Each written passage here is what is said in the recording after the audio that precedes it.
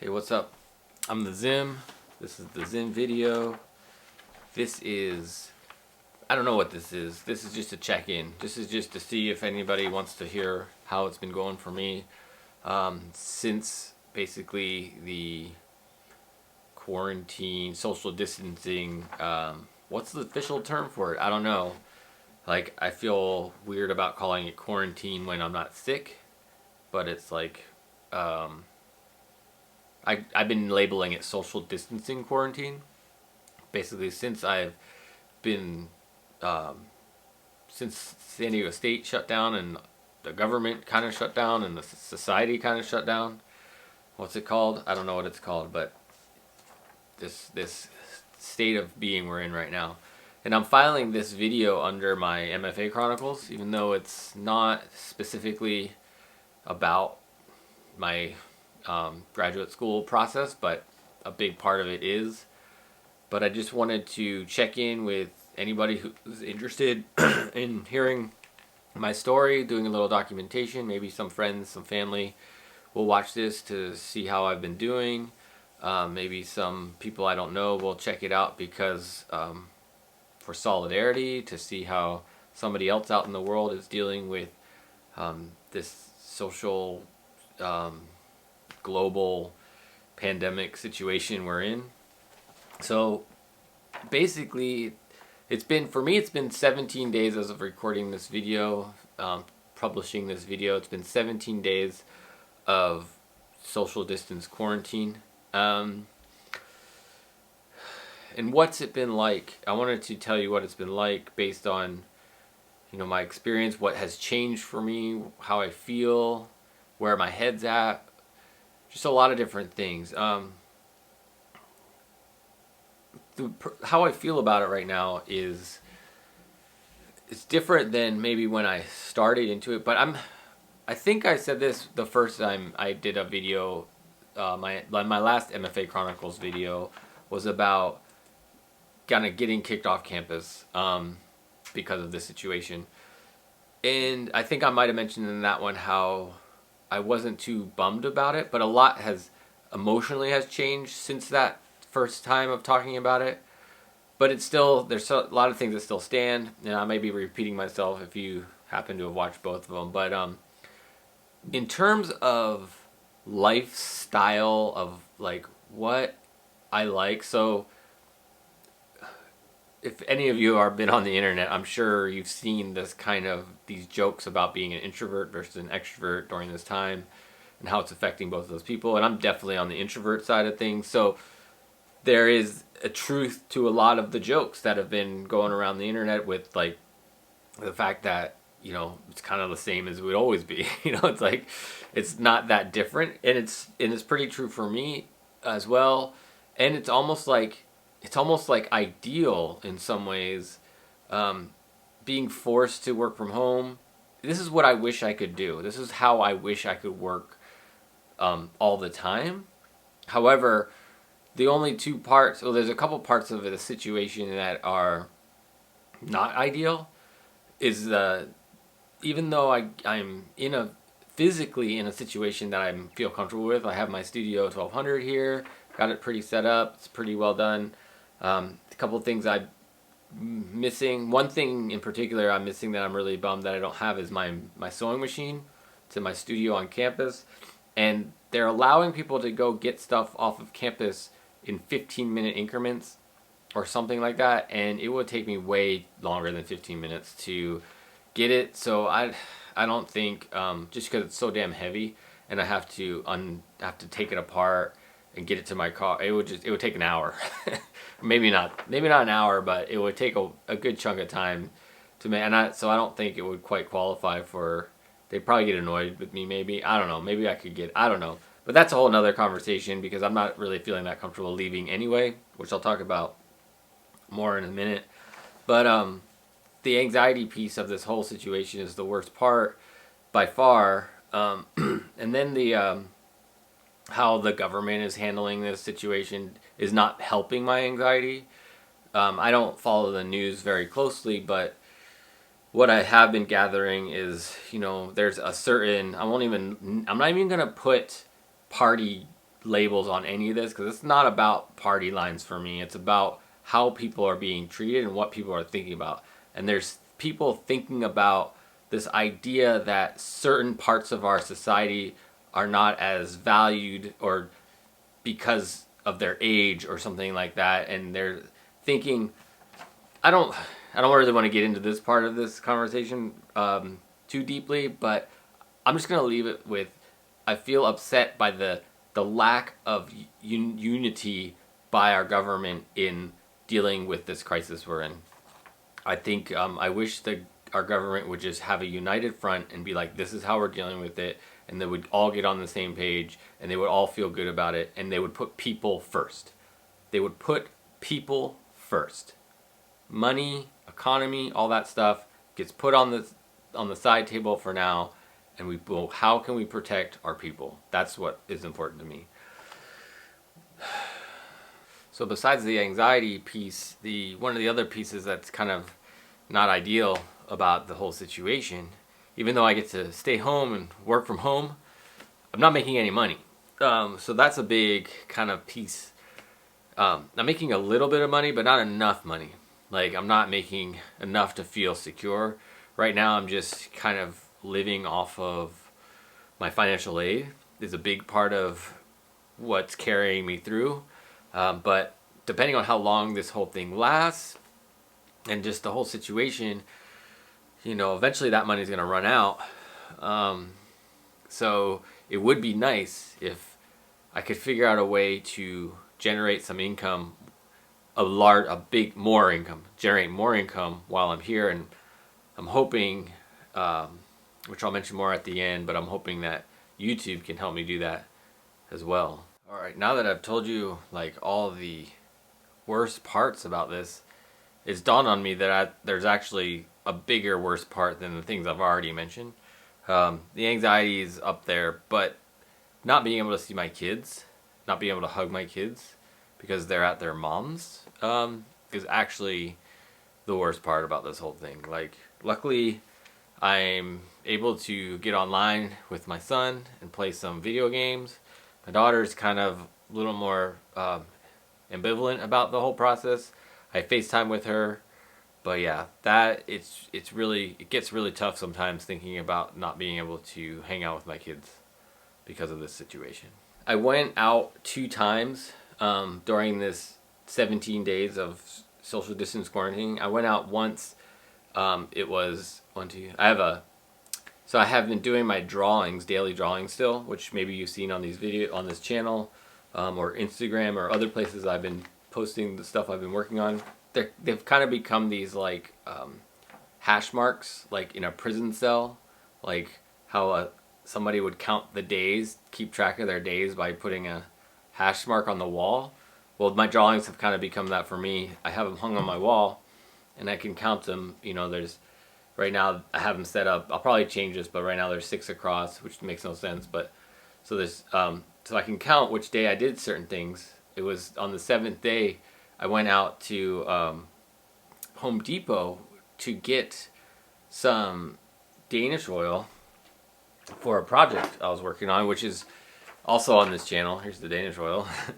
I did this wood box project, and I needed to get some finish for it, and I was feeling really like confused about how I should deal with this, because I'm very much all in on this concept of just being here, just being home, just actually following this kind of protocol of staying in as much as possible, for a couple of reasons. Because for a few reasons. I don't want to get sick myself. I don't want my mom to get sick, who's 70 years old and in the high risk categories for it being really bad for her. And then also protecting the society, like going like, if we don't need to be out, don't be out, so to help contain the spread. So all those things. But I just wasn't, it's like hard sometimes you feel like, a wimp or something if you don't just go get it. Like if other people are feeling comfortable with something and you're not, it can make you feel extra anxious and extra confused. And so that's where I was for a moment. I was like, so I was like, I'll just go get it and just try to be careful. But then when I got to the Home Depot, people weren't really trying to social distance. I mean, luckily I went super early. There wasn't that many people there, but people would just walk toward each other without even considering the fact that there's like this idea of like trying to stay away from each other. So there was that thing. And then when I went to the checkout stand, I had to actually physically, I went to the self checkout. So I was trying to think of like, how can I do this without having to touch as much stuff? And probably should have went through one of the registers, but I went through the self checkout system. And I had to grab the little trigger thing to scan it. I had to touch the screen. It's like I had to touch a lot of stuff to make this happen.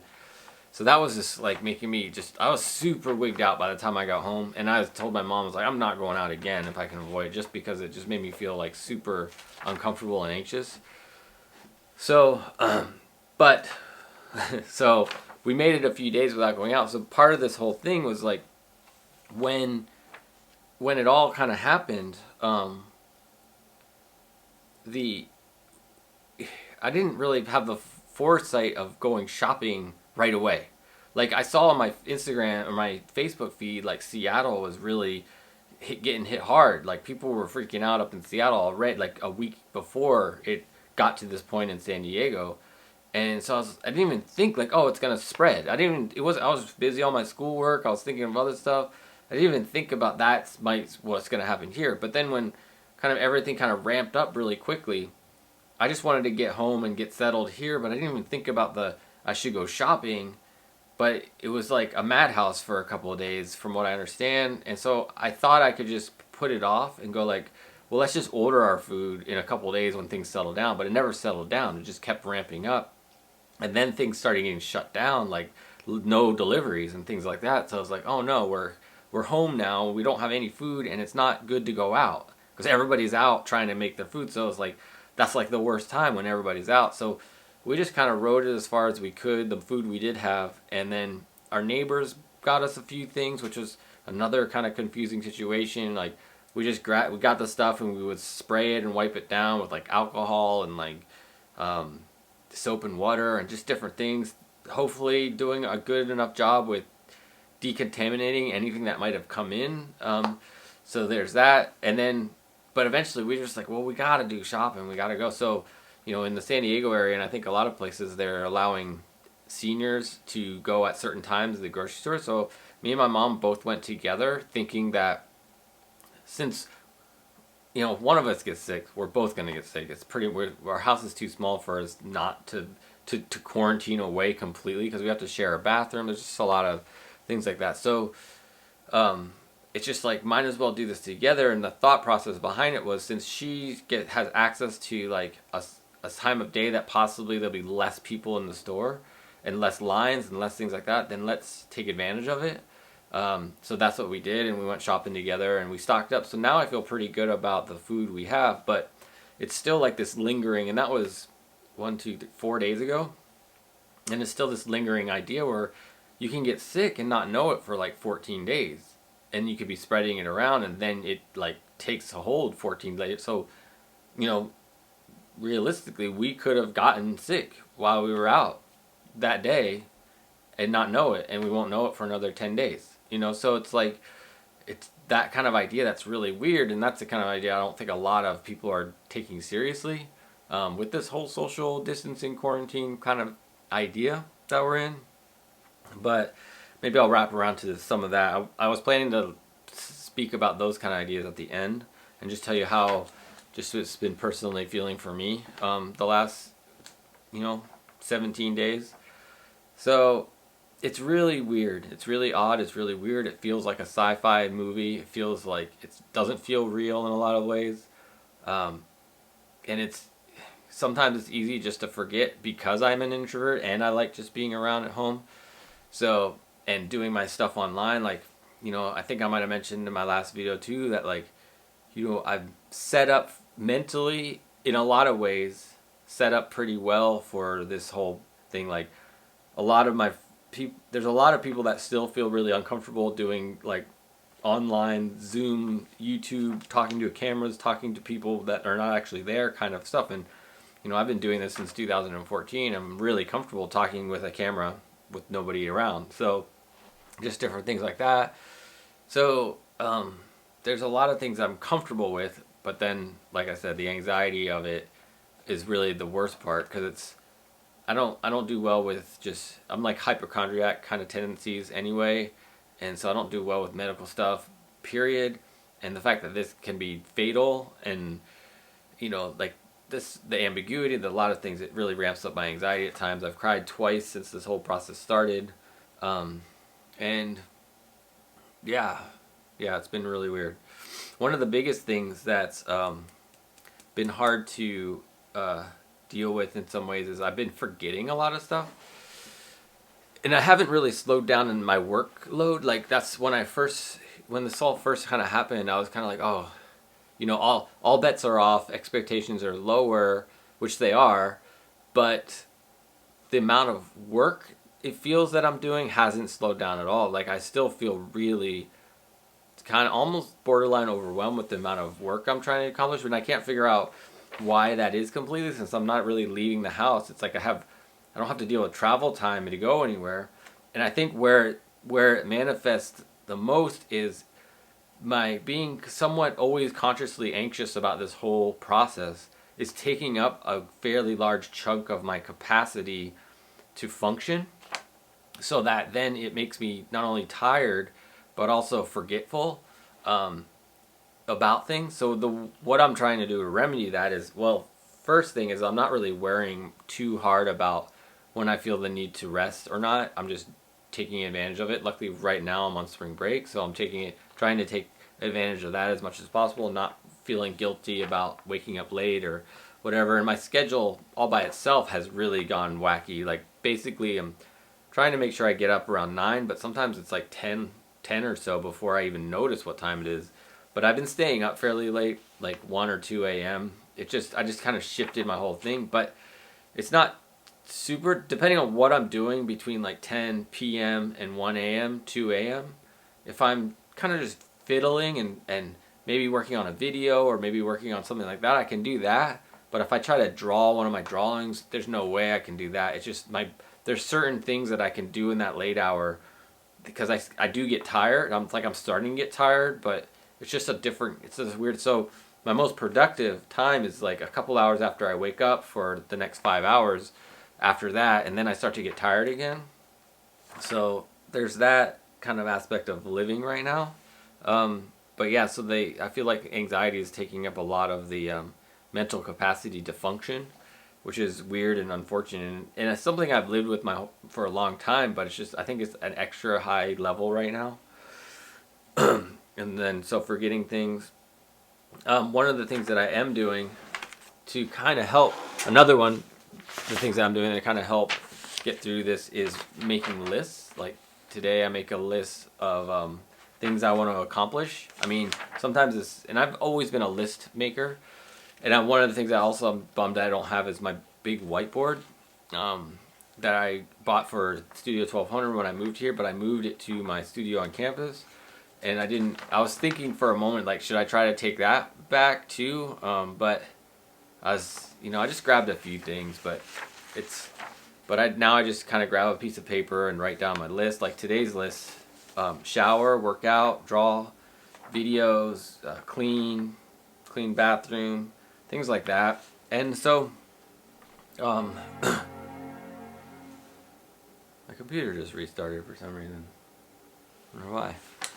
But even the simple things, it helps just to cross them off, just to know what I need to get to the next thing. Maybe that could be helpful to you if you're struggling with some of the same things that I am. I've always been a list person, though. It really helps me just in my general life to make it through every day. Write down a list and cross them off as I go. So let me talk to you about some of the things I've accomplished since being on this. This kind of falls into the MFA Chronicles portion, as opposed to just kind of the life update portion. So I am still in school and I'm still trying to make this whole thing happen. And one of the things that I've done, the two main things that I think I've done so far is my daily drawings, which you've seen, but also I did the box assignment that I got the finish for. And those are the two projects that I've completed this time. The week after spring break will be the design week lecture series that I told you about in the past, which is happening. It's going to be all virtual now. So that's going to be happening next week, which seems to be going all right. But I've also kind of finally started my podcast that I've been wanting to start in relation to these videos, these MFA Chronicle videos. I've been wanting to do an interview series about being in grad school, talking to other grad students and hopefully other artists in general as time goes on, and just kind of open up this, kind of get back into the podcasting game. And I finally published 5 podcasts that I did as interviews for another project called Perception of Graphic Design, which are on this channel as well. So a big part of getting that Perception of Graphic Design video and podcast published was it's helping me get started on the actual podcast I want to make called MFA Chronicles Podcast. And I've sent an email out to some of the other grad students at the school and trying to get that started. So hopefully this next week, maybe 1 or 2 of them will be published. Again, as a podcast veteran, I do not care about a schedule. As I kind of learned that it really doesn't matter. If people want to listen to your content, they're going to listen to it whenever they have time to listen to it. If you have you just have to make it, clear, the expectations clear. If you're telling your audience you're going to publish once a week, you better publish once a week. If you're telling your audience, I'm publishing this whenever, just, subscribe so you'll get the notification, then that's what they'll do. And plus, everything that I've done podcast-wise so far has been very specific to a very specific audience, which is the guest really dictates who listens to it. I've never built up an actual audience just because it's a podcast. It's always been this guest has their friends and family will listen to it. So they don't care about the schedule. They only care about the one podcast. So I imagine this new one will be a very similar kind of situation, which since they're all not famous artists yet, the guests will dictate what gets listened to. So I've got that started. Currently, right now, as of recording this, it's available on Spotify and on the Anchor.fm webpage. Link will be in the description of this video. But hopefully within the next couple days, couple weeks, it'll be at least on iTunes. That's all I really care about. I want it on iTunes and Spotify. I think those are like the 2 biggest right now. Google Podcasts would be cool too, but not really worried about it. So a couple other things I'd like to fill you in on with projects and MFA type of artwork that I'm working on is, so I, got the drawings. Drawings are daily, still doing that. I'm also doing the 1-minute daily vlogs, which I'm considering part of my MFA work, that are published on this channel, and I've evolved them. I'm feeling really good about where they have evolved, and where it started. The combination of time it takes to do them, time I have to do them, what I'm trying to say, like I don't want them to be really long. Like I don't want them to take a lot of time. There's a lot of factors, and the evolution of them at this point has been started out not really knowing music. Doing music for them was important, and that's really awesome. I love the fact that I'm creating like music continually now for these projects. Gives me more music to use on other videos, but also like I see those little music pieces as starts of full songs down the line. Like I like the things that I've been coming up with, so I was like I could see myself going back into them and making them into full songs. But right now they're just for the 1 minute of video I'm doing for my 1 minute daily vlogs. And but where I've gone to, I put a collection of them together as a set, like a week worth of them. I think it was week 12 or day 15 through 20 or something like that. And I put them together as a piece for an exhibition on campus, a student exhibition. And I didn't win anything for them, but which was I was kind of hoping I would win something because they were one of the only pieces that was like digital, and there was a specific award for digital, and I don't know who got that award. They might have just said they didn't like mine enough to give the award, rather than just give it to somebody that did a digital piece. But anyways, um, but one of the suggestions I got when I was putting that together was to do a narration. And so this is the first time I've told anybody how they've evolved, which is kind of cool. But I've evolved them to a place of like, I record enough video through the day that there's enough variety that I do 1 second segments. So like the whole video ends up being 60 seconds long and 60 different segments. So it creates this kind of like movement in the videos that makes it really easy to accomplish. So I just take my however long of a video I took. Hopefully I've taken 5 or 6 different things throughout the day, so there's different angles and different views. And then I just chop it up into 1 second segments, and then I mix them together kind of. I do this, like, they stay chronological, but they're kind of like, they bounce throughout the day. So it's like, if I have a 20-minute segment here, 20-minute segment, 20-minute segment, I divide those up into sections of 1 second, and then I take the first part of the day and move the second part of the day next to that, the third part of the day next to that, then start that over again. So it kind of jumps, it does this weird loop in the sense. So visually, I think it creates a cool thing where it's kind of like 1 second just keeps jumping. And the music doesn't have to, I'm not trying to make it music video oriented, so it's not lined up to the beat, but because it's clipping by so quickly, it kind of fools your brain into thinking it lines up with the beat in some kind of way, like it makes sense. But because they're all precisely 1 second, that helps not feel like it needs to be lined up to something. And then I'm still investigating text layers on top, and with just using, like, trying not to make it look like, oh, that's an iTunes or an iMovie filter or something like that, which I got that comment once and I was like, oh, that's what I'm trying to avoid. So make sure I don't do that at all. And how I've started to accomplish that is, like, I've taken fonts, and I've been liking what they call sans serif fonts, like Helvetica is one of them. It's one of the main fonts, but it's basically fonts that don't have those little tabs on the end, like Times New Roman, and those ones, those kind of fonts have the little serif, the little thing that hangs off of parts of the letters. Well, I like the fonts that have a more bold and sans serif look, and then I make them bolder usually, and then I usually make them a color, but then I lower the opacity so that they're translucent a little bit, and then I sometimes mess with the outlining and stuff. But I'm liking, and then I squish them together so they kind of, the letters overlap. So there's something interesting to me going on with the fonts that's quick, that I can do quickly, that I find I can do quickly and doesn't look run of the mill. It doesn't look like it's been done. It's just a quick, like, filter that you can automatically do. It kind of like has something to it to me. And then the last piece is the narration.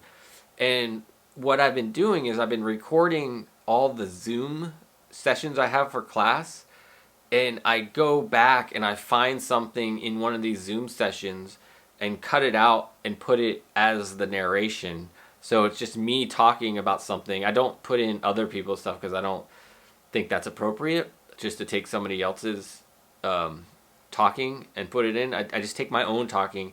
And so the goal is to have like three, the music kind of lives in a place by itself. It's just this kind of thing. But in terms of the visual, the text, and the narration, all three of them, they don't match up.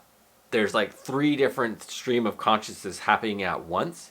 And I like what's going on with them. I don't know what it means yet, but I just like the effect. Is basically what's happening with those. So I'm really excited about how they're processing. So if you have time, check out especially some of the more recent ones. And I only do them for days that I'm in school. So I'm on spring break right now, so I'm not doing them over spring break. So I'm only doing them the days that I'm in school. That's where I decided to create the framework, because it was just too much to try to do them every day, which I thought I was going to do. But the first weekend I did them, I'm like, oh, I need a break. So the second weekend I decided, just going to be the days I'm in school, which has gotten me a little bit of criticism because my main audience for them right now is my classmates and other people in the institution of school. So to them, it seems very run of the mill. It seems very boring and blasé in some ways because that's what they're doing as well. And so my audience isn't the best audience for them. So I'm hoping like you or other people will see them and kind of critique them or kind of maybe get interested in them for the fact of what they are, rather than see them as like, well, this is what I'm doing because I'm here too. So it's an interesting thing. It's an interesting problem. And I'm okay with it because these next 3 years is like, I'm 100% dedicated to trying to be the best graduate student I can be. And because of that, I'm hyper focused on this idea where sometimes, graduate school, sometimes it's a secondary, sometimes it's sideline with your life. But for me, it's like my life right now, which creates an interesting conversation because it doesn't give me. So I feel like it creates a problem in a way that, this is what I'm thinking about. This is what's important to me, but it's too close to home for like the people that are grading me in a sense. I feel like they want me to think about stuff outside of this, which I can kind of do because I'm starting to put in thoughts around my children and being a father into some ideas. But those are the two main important things to me right now. And so anyways, I'm not going to go farther into that, but that's the kind of general idea. And then with my drawings, one of the things I wanted to mention as well is that I've been spending more time on TikTok, which is kind of weird because TikTok's all about the 1 minute video or less. And I started making these 1 minute videos before I started getting into TikTok. But I'm using TikTok as a way what it started with was a way to document my drawings in another place to maybe get some interest from somebody out in the world. And I'm starting to make them into time lapse. So I pretty much record all my drawings anyway, but then I'm cutting out that part of my daily videos and making a separate video and then putting them on TikTok. And then I decided to put those same videos on YouTube as well, just changing. Like, I've created a lot of work for myself essentially because each video is formatted specifically for that platform. Like TikTok's vertical and the way it's presented is different than the way I would present it on YouTube. And with my daily drawing videos on YouTube, I'm trying to do like narration. So I'm doing 2 different narrations with the daily vlog narration, which is different, and then the TikTok video or the daily drawing narration, which is more about drawing specifically. So there's a lot going on. So hopefully you have a chance to check out some of those videos. But yeah, so that's kind of like, I think that sums up most of my work I've been doing. And I have some more projects coming up down the line, which I'll tell you about as time goes on, which I'm kind of excited about.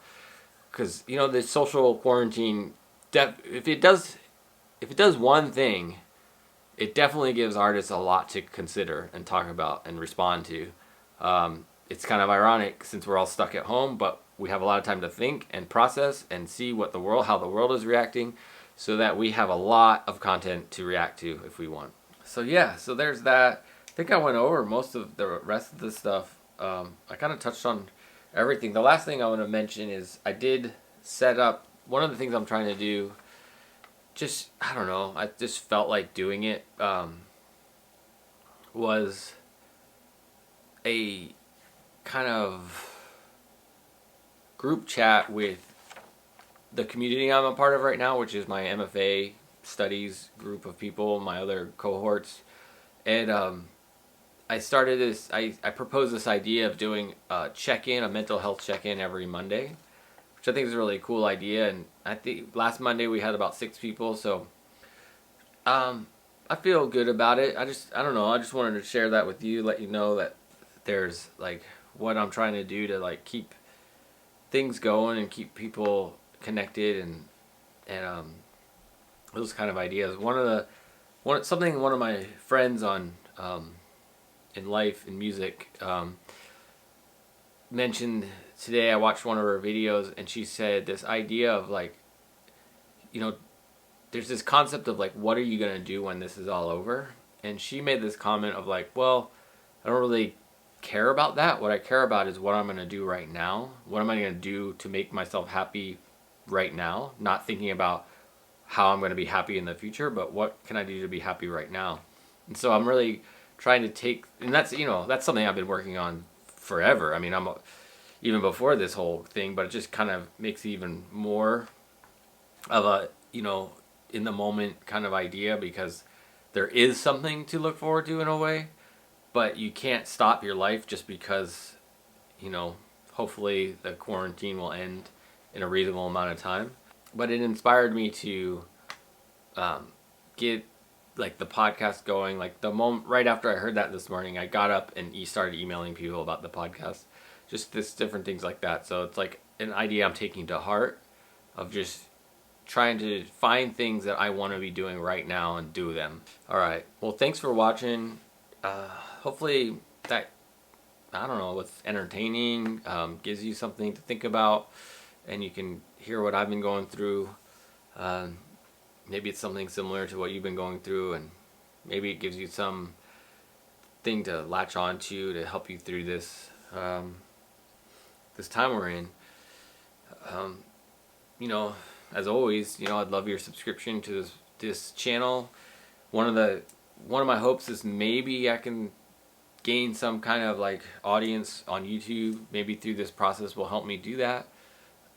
I don't know. I've been actually losing subscribers recently. I think because my theory is because a lot of my subscribers are subscribed to my channel for rideshare, and I'm not doing those videos anymore. So a combination of not doing those videos, the fact that nobody's rideshare driving right now, so like people that subscribed maybe are tuning into their YouTube a little bit more and then seeing my videos come up and like, I don't want to watch this guy's stuff because it's not about rideshare anymore, so they're unsubscribing. That could be part of it. YouTube could just be cleaning house a little bit too. There could be a little bit of that going on. But my subscriber count has been going down, which is kind of a bummer. Luckily, I'm still in the threshold of getting monetization, getting paid for the channel if something good should happen for it. But I'm hoping to find something that people want to talk to me about, want to hear me talk about. And hopefully it's, I've always hoped that would be kind of how I think about the world and how I talk about things would be interesting enough. But I guess it's not at this point. But thanks for watching, and I hope to hear from you, and I hope you're doing well, and subscribe, thumb it up, share it around if you feel like it. All right, until next time, be loving, kind, and patient. Peace.